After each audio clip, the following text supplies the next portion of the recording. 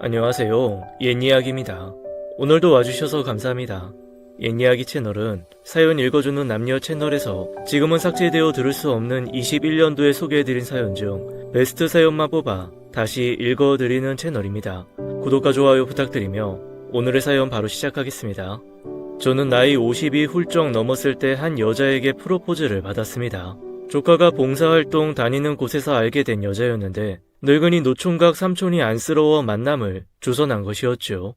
영훈씨, 이제 절반 정도 남은 인생 저랑 같이 살아보실래요?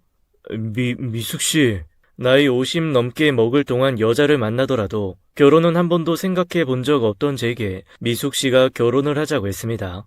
젊고 팔팔했던 시절에도 여자에게 프로포즈를 받아본 적은 있지만 어떤 이유들로 모두 거절했었어요. 그런데 늦은 나이에 프로포즈를 받으니 기쁨과 설레임보다는 당혹스러움과 두려움이 앞섰습니다. 저는 당황한 얼굴을 이내 감추고는 진지하게 미숙씨에게 이야기했어요.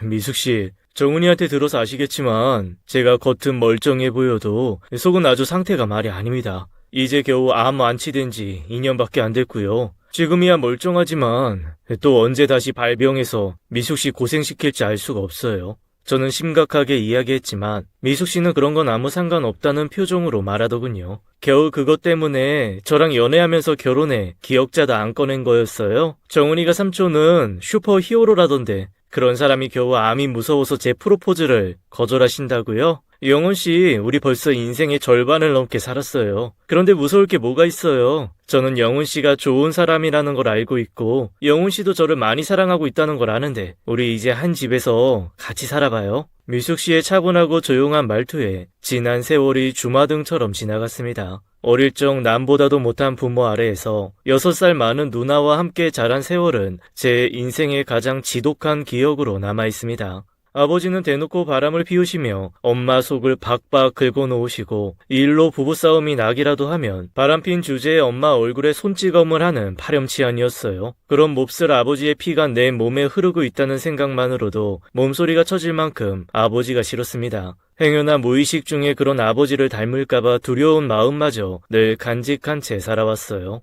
누나와 저에게 그나마 믿을 사람은 어머니밖에 없었습니다. 하지만 우리 남매의 방패막이이자 안전한 보호막이라 생각했던 엄마는 아버지의 폭력을 참지 못해 집을 나가버리셨어요. 생활비도 안 가져다주고 가정에 관심도 없으면서 손찌검까지 하는 남편. 게다가 엄마가 버젓이 집에 있음에도 불구하고 집으로 여자까지 불러들여 그 짓을 하고 있으니 더 이상 버티지 못하신 거였지요. 그래도 딸린 자식이 둘이나 있으면서 같이 데리고 도망쳐주지 않은 엄마가 세상에서 가장 원망스러웠습니다. 나중에 커서야 집을 나간 엄마가 이해가 되긴 했지만 자식을 버려두고 간 사실은 나이 50이 넘은 지금까지도 이해가 되지 않았어요. 오히려 나이가 들수록 어머니가 우릴 철저하게 버리고 갔다는 사실만 더 명확해질 뿐이었습니다. 엄마가 집을 나간 후로 아버지는 대놓고 집으로 불륜녀를 불러들여 동거를 하기 시작했어요. 불륜녀는 시내에 있는 다방에서 일하는 여자였고 겉모습만 봐도 불량한 기운이 물씬 나는 여자였습니다. 아버지는 저런 여자가 뭐가 좋다고 집으로 불러들인 건지 도저히 이해가 되지 않았죠.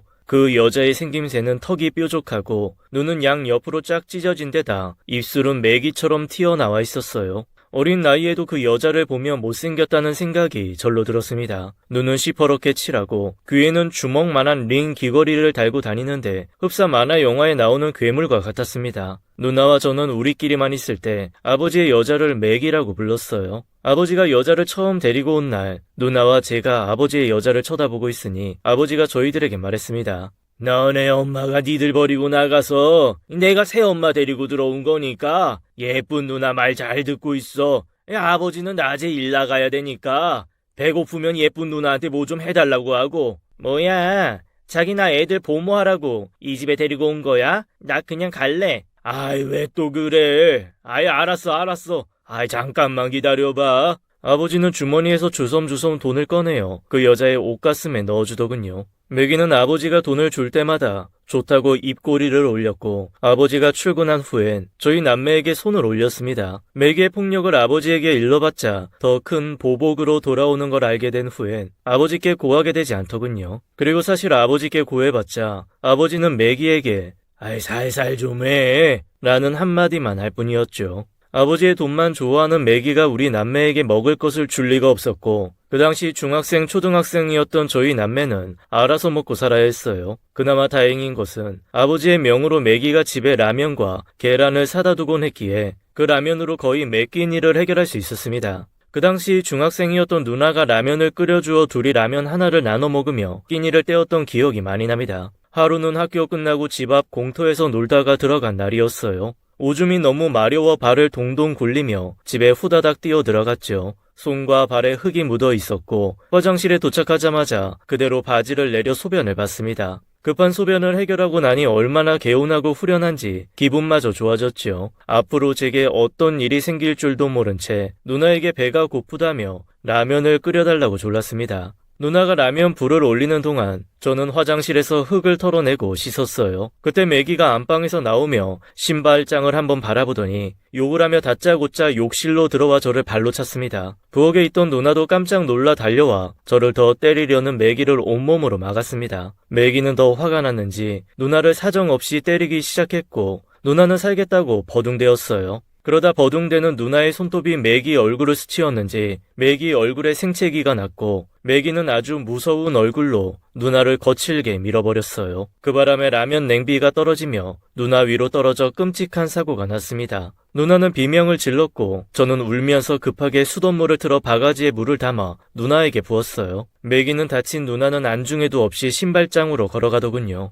그제야 왜 저와 누나가 맞았는지 알았습니다. 매기는 구두에 묻은 흙을 털어내고는 한 번만 더 이따위로 해놓으면 너도 네 누나 꼴날 줄 알아. 알았어? 라고 하며 현관문을 쾅 소리가 나게 닫고는 어딘가로 가버렸어요. 누나의 등허리는 뻘겋게 변하고 나중엔 물집이 잡혀 부풀어 올랐습니다.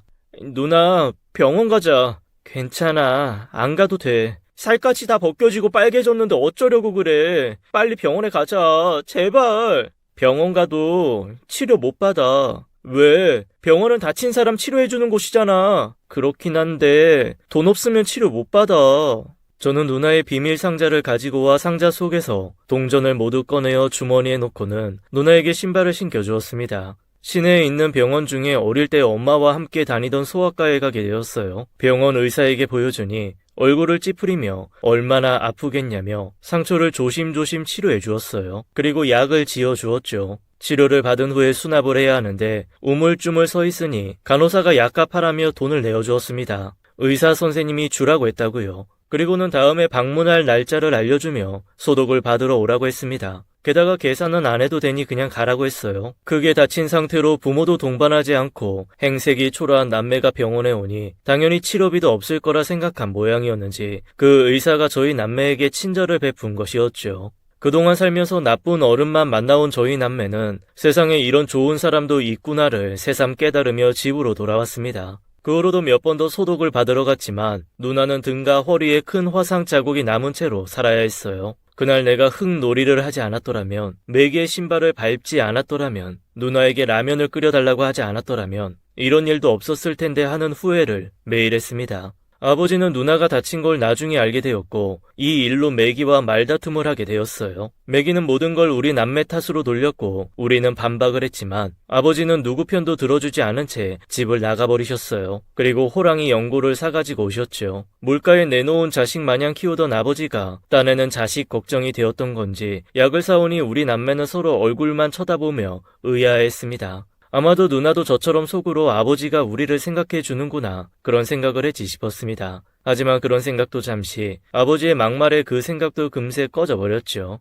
여자 몸이 그따위로 돼서 나중에 시집이나 제대로 가겠어? 딸 시집 잘 보내서 팔자 피긴 글렀네 글렀어. 그 후로 얼마 안 가 아버지는 매기와 헤어지고 새로운 여자를 만나기 시작했습니다. 다행스러운 것은 이번에는 아버지의 여자와 같이 살지 않아도 된다는 사실이었어요. 대신 아버지가 집에 들어오는 횟수는 점점 줄어들었죠. 누나는 큰 상처에도 단 한 번도 제 탓을 하지 않았어요. 저는 속으로 누나가 나를 미워해서 날 버리고 떠날까봐 불안하고 무서웠습니다. 하지만 누나는 늘 저를 챙겨주느라 바빴어요. 엄마가 해줘야 할 모든 일들이 누나 손을 통해 이루어졌습니다. 책가방 싸는 것부터 빨래 개는 것, 숙제부터 공부까지 전부 다 누나가 가르쳐 주었어요. 암울한 가정 환경에서도 웃으면서 지낼 수 있는 건 모두 누나 덕분이었어요. 누나는 참 똑똑하고 강인한 사람이었어요. 그리고 책 보고 공부하는 걸 무척 좋아했습니다. 학교에서 좋은 성적을 받아오면 저에게 자랑스레 보여주곤 했죠. 그런 누나가 참 대단하고 멋있다고 생각했습니다.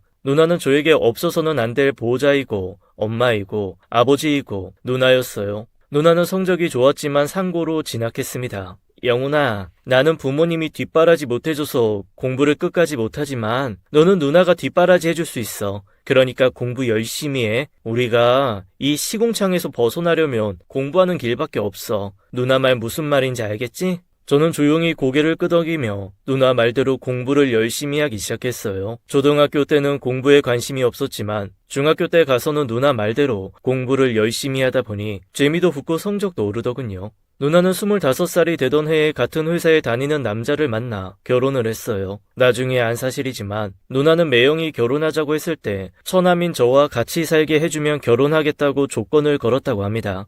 매형은 저희 집안 사정을 모두 알고 있었기에 흔쾌히 그러겠다고 했대요. 매형도 누나만큼이나 참 착한 사람이었어요. 개천에서 난 용이 사람이었죠. 집안은 저희 집 못지않게 가난했지만 화목한 가정에서 나고 자란 사람이었는데 저희 누나의 맑은 천성과 성실한 모습에 반했다고 했습니다. 저는 능력 있고 천성이 착한 매형이 좋았습니다. 친형제가 생긴 것 같았어요. 그리고 누나는 결혼한 지 3년 만에 예쁜 딸도 낳았습니다. 저의 대학교 뒷바라지 때문에 일을 해야 해서 일부러 아이를 늦게 가진 듯 했어요. 그런 누나에게 늘 미안해서 더 열심히 살려고 노력했습니다. 제가 대학교 1학년만 마치고 군대에 가 있는 동안 누나는 일을 해서 제 학비를 모으고 예쁜 조카까지 낳은 것이었죠.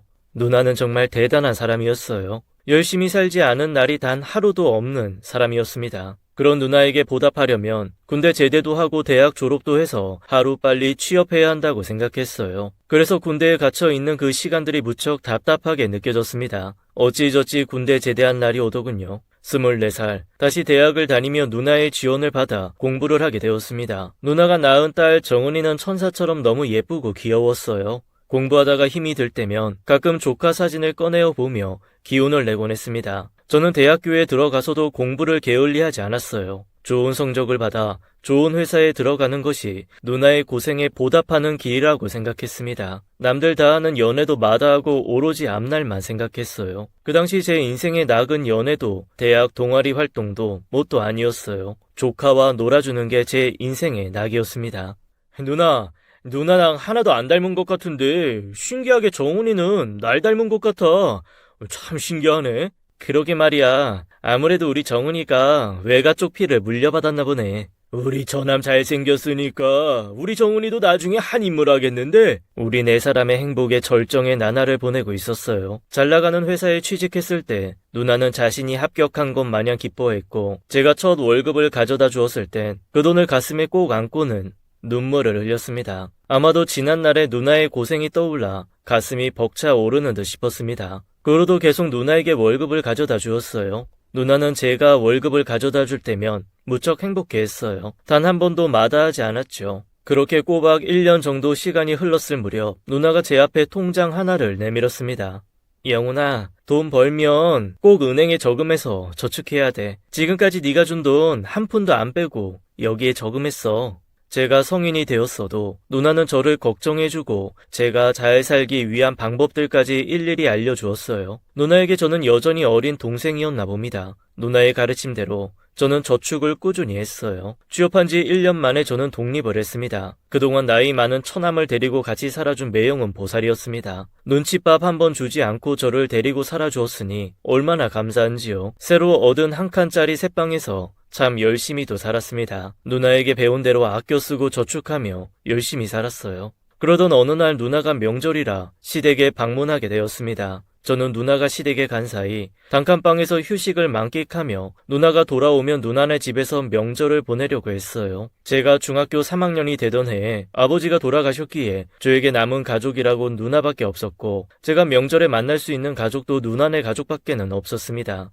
아버지가 젊은 나이에 돌아가신 이유는 장례식장에 가서야 알게 되었어요. 아버지는 우리 남매는 얼굴도 모르는 불륜녀와 강가에 놀러 갔다가 술을 먹고 객기를 부리며 강물에 뛰어들었다가 물에 빠져 죽었다고 했습니다. 장례식장에 온 아버지의 주변 지인들의 말을 들어 알게 된 일이었죠. 저는 누나가 시댁에 다녀올 때까지 제 집에서 저만의 여유로운 휴식 시간을 갖고 있었습니다. 저는 쉬는 날이면 경제 관련 책을 읽으며 시간을 보내곤 했는데 이 또한 누나로부터 배운 가르침이었어요. 제가 가장 좋아하는 분야의 책은 투자 관련 서적이었어요. 그때부터 부동산과 주식에 점점 관심을 갖기 시작했습니다. 한참 책을 보고 있을 무렵 누나에게 전화가 왔습니다. 영훈아, 밥 잘 챙겨 먹고 있지? 누나 이제 곧 출발할 거야. 아이, 내 걱정은 하지 마. 그나저나 매영 어머니는 좀 어떠셔?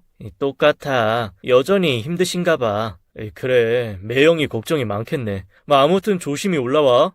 매영의 아버지는 지난 논번기에 남의 집 농사 일을 도와주러 가셨다가 경운기가 하천 아래로 떨어지는 바람에 돌아가셨어요. 신체 건강하셨던 분이 갑작스레 돌아가셔서 매영의 어머니께서 많이 힘들어하셨습니다. 비록 돈 버는 재주는 없어도 무슨 일이든 찾아서 하려고 하고 열심히 살아서 집안 살림에 보탬이 되려고 하셨던 분이신데 이렇게 허망하게 세상을 떠나시다니 사람의 인생은 한 치 앞도 알 수가 없다는 생각이 들었습니다. 하지만 그건 저에게도 예외가 아니었죠. 차가 안 밀리면 2시간이면 올 거리이고 차가 밀려도 4시간 안에는 올 터인데 아무리 기다려도 기다리던 누나가 오지 않았습니다. 유일하게 핸드폰을 가지고 있는 매영에게 전화를 해보았지만 전화를 받지 않았어요. 그저 앉았다 일어났다 작은 방을 서성이며 맴돌다가 울리지 않는 전화기만 한 번씩 쳐다보며 기다릴 뿐이었죠. 불안한 마음으로 전화기를 째려보고 있던 그때 전화벨이 울렸고 저는 긴장된 채 수화기를 들었습니다.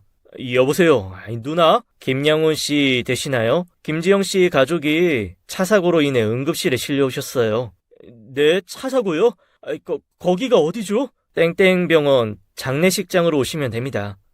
응급실이라면서요? 김지영 씨와 남편분은 병원에 도착하자마자 사망하셨고 7살 이정은 양만 응급실에 있어요. 저는 간호사의 말에 온몸이 덜덜 떨려왔고 간호사가 말한 병원으로 달려갔습니다. 병원은 집에서 멀지 않은 곳에 있었어요. 거의 집에 다 와갈 쯤 사고가 난 것이었죠. 싸늘하게 누워있는 누나와 매영의 모습이 현실로 와닿지 않았습니다. 지금이라도 당장 눈을 뜨고 일어날 것 같은 사람들이 이제는 이 세상 사람이 아니라니 도저히 믿기지가 않았어요. 하지만 시간이 지나 현실을 인정하는 순간 눈물이 하염없이 쏟아지며 대성통곡을 하고야 말았습니다. 제게 있어 부모 그 이상의 존재였던 누나가 이렇게 한순간에 가버리다니 사람 사는 인생 참 허무하다는 생각이 들었습니다. 가슴이 메이고 조여와 가슴을 쿵쿵 두드려도 전혀 괜찮아지질 않았어요. 저는 응급실에 혼자 있을 조카가 떠올라 다시 병원 안으로 들어갔습니다. 조카는 팔과 다리에 금이 가서 붕대를 감고 침대에 누워 있었어요.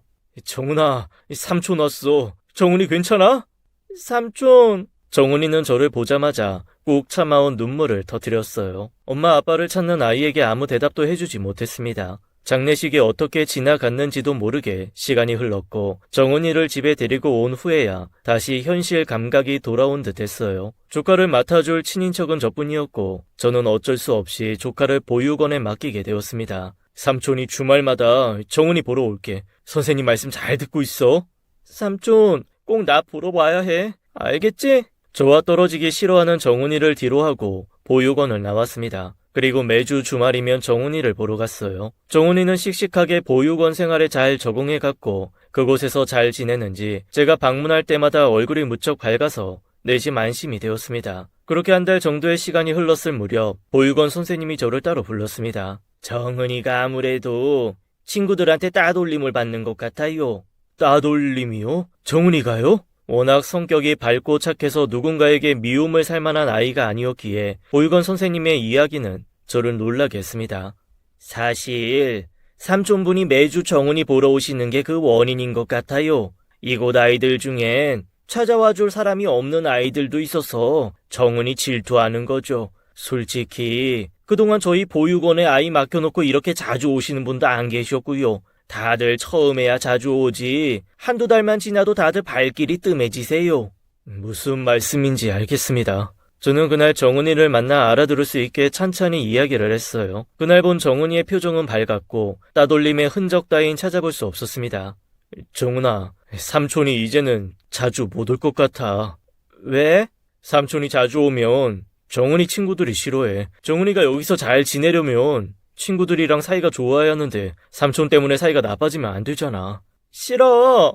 정은이의 밝았던 얼굴은 온데간데 없고 울먹이는 얼굴로 제게 말했습니다. 삼촌, 나 그냥 삼촌이랑 같이 살면 안 돼? 내가 삼촌 말도 잘 듣고 밥도 조금만 먹을게. 여기 너무 무섭고 싫어. 나 여기서 나가고 싶어, 삼촌. 친구들도 싫고 선생님도 무서워. 제발, 제발 같이 가. 그동안 정은이의 밝은 얼굴의 내면은 마지막 남은 가족인 삼촌과 헤어지는 게 두려워 애써 밝은 모습만 보인 거였어요. 바보 같은 삼촌은 그것도 모르고 아이의 겉모습만 고지고대로 믿어버린 거였죠. 저는 엉엉 울고 있는 조카의 얼굴을 보자 하늘로 간 누나가 떠올랐고 저 또한 울컥했습니다. 앞뒤 계산도 없이 이것저것 따지지 않고 정은이를 그곳에서 데려오게 되었어요. 정은이는 저와 함께 있는 것만으로도 너무나 행복해했죠. 저는 단칸방과 누나가 살던 집을 정리해서 새로 집을 구했습니다. 조카와 함께 주말이면 집을 보러 다니며 조카가 마음에 들어하는 집으로 골랐어요. 주택가에 줄지어 있는 집들 중 하나였는데 파란 지붕에 파란 철문이 인상적인 집이었습니다. 이성적인 생각은 전혀 없이 감정으로만 아이를 보육원에서 데리고 나오긴 했는데 이제 겨우 8살인 아이를 집에 혼자 놔두고 회사를 다니려니 마음이 여간 불편하고 무거운 게 아니었어요. 조카를 학교 보내기 전날 함께 책가방을 싸면서 이것저것 알려주었습니다. 정은아, 집 열쇠 잃어버리지 않게 잘 챙기고 학교 갔다 오면 곧장 집으로 와서 문 잠그고 숙제하고 있어. 밥은 빵이랑 우유 사다 놨으니까 그거 먹고 삼촌이 냉장고에 과일도 깎아서 넣어놨으니까 꺼내서 먹어. 삼촌이 일 끝나자마자 올 거긴 한데 혹시 늦게 끝날 수도 있으니까 치카 꼭 하고 먼저 자고 있어. 알겠지? 삼촌 걱정 말고 회사 잘 다녀와. 나 혼자서도 잘 있을 수 있어. 근데 저 많은 빵을 다 먹으라는 건 아니지? 빵을 왜 이렇게 많이 샀어? 우리 집 빵집 같아. 다음날 저는 불안한 마음으로 출근을 했는데 조카는 그저 신나하는 것처럼 보였어요. 회사 일을 하면서도 중간중간 아이가 걱정되었고 아이가 학교에 돌아와 있을 시간쯤에 전화를 걸어 잘 지내고 있는지 확인했습니다. 누나와 매형의 장례를 치른 후에 저는 바로 핸드폰을 개통했어요. 누나가 살아생전에 제게 핸드폰을 사라고 했는데 매달 내는 통신비가 아까워서 안 사고 있었거든요. 그런데 이제는 멀리서도 조카와 언제든 통화하려면 이게 꼭 필요했습니다. 정은아, 학교 잘 갔다 왔어? 응, 그래 잘했어. 문 잘 잠그고 있어? 정은아, 빵은 먹었어? 맛있어서 2개째 먹고 있어. 잘했어. 목 메이니까 우유도 같이 먹어. 정은아, 과일 먹었어? 지금 먹고 있어. 그래 잘했어. 그거 먹고 숙제하고 있어? 숙제 이미 다 했어. 그럼 내일 학교 가방 싸놔. 이미 다 했는데? 그래. 그럼 책 보고 있어. 책? 무슨 책? 경제책 이거?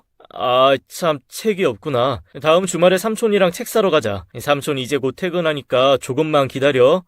삼촌 빨리 와. 걱정되고 불안한 마음과는 달리 우리 두 사람은 이 생활에 아주 잘 적응해 나갔습니다. 혼자서 일만 하던 시절과는 달리 신경 쓸 일이 한두 가지가 아니었고 무척이나 정신없는 시간을 보냈던 것 같아요. 그 무렵 회사에 똑똑하고 유능한 여직원이 있었는데 저에게 관심을 갖더군요. 저는 그동안 연애 한번 해본 적이 없어 저에게 다가오는 여자분이 싫지가 않았어요. 아무래도 결혼 정년기를 지나고 있었기에 더욱 그랬는지도 모르겠습니다. 저희 둘은 서로에게 관심이 있음을 알고 데이트를 하게 되었어요. 하지만 데이트 도중에 조카의 안부를 챙기는 저를 보고는 금세 떨어져 나가더군요. 아마도 여자들이 볼 때 제가 애딸린 호래비로 보였을 겁니다. 사실이 그랬기도 했고요. 그 후에도 제 외모와 직업을 보고 다가온 여자들이 있었지만 제 선에서 알아서 거르게 되더군요. 하지만 여자들이 계속 붙더라고요. 이건 제 자랑 같아 말하기 민망하지만 멀쩡한 외모의 직업도 괜찮고 투자로 돈도 꽤 많이 벌어 같은 나이대 동기들보다 경제적 여유가 더 좋았거든요. 그런 여자들 중에 한 번은 정말 결혼까지 생각한 여자도 있었습니다. 너무 예쁜 외모에 직업도 좋고 심지어 조카와 함께 사는 것도 마다하지 않겠다는 여자였죠. 하지만 결혼이 임박해서야 알게 된 사실은 그 여자는 전래 동화 속 팥쥐 엄마 같은 사람이었다는 거였어요.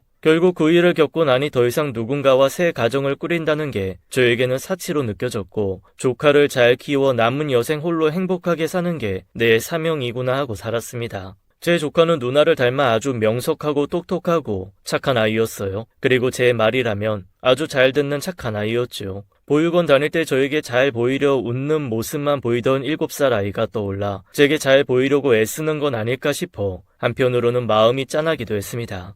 정은아, 공부 열심히 해야 돼. 그래야 훌륭한 사람이 될 수 있어. 정훈이 엄마도 삼촌 어릴 때 공부 열심히 하라고 해서 삼촌도 열심히 공부했어. 그리고 정훈이 엄마가 삼촌한테 해준 것처럼 삼촌도 정훈이한테 다 해줄 거야. 그러니까 정훈이는 아무 걱정 말고 공부만 열심히 해. 정훈이는 제가 진지하게 이야기할 때면 제 눈을 또라지게 쳐다보며 가슴 깊이 새기는 아이였어요. 처음이자 마지막으로 공부 열심히 하라는 말 한마디에 정훈이는 공부를 열심히 하기 시작했습니다. 그리고 그 후로는 빛나는 성적표를 가져오기 시작했죠. 조카의 성적표를 볼 때면 얼마나 흐뭇하고 기쁜지 지금의 고생이 모두 보상받는 기분마저 들었어요. 아이가 초등학교를 졸업하던 날 꽃다발 3개를 들고 찾아갔습니다. 삼촌, 누가 또 왔었어? 꽃다발이 왜 이렇게 많아? 누구긴 누구야. 삼촌 거 하나, 정훈이 엄마 거 하나, 아빠 거 하나지. 아, 뭐야 삼촌. 고마워. 이 꽃 진짜 예쁘다. 우리 정훈이 졸업 축하해. 그렇게 조카가 매년 졸업할 때마다 꽃다발을 3개씩 들고 찾아갔어요. 처음엔 눈물 고이던 조카도 대학 졸업 때는 눈시울이 붉어지기는커녕 당연하다는 듯 꽃다발 3개를 받더군요. 제 조카는 의대를 졸업해 의사가 되었습니다. 훌륭한 외과 의사가 되어서 죽어가는 사람을 살리는 게 자신의 의사 인생 목표라고 했어요. 아마도 어릴 적 부모님을 일찍 여의었던 자신의 삶에 안타까움이 담긴 듯한 목표였어요.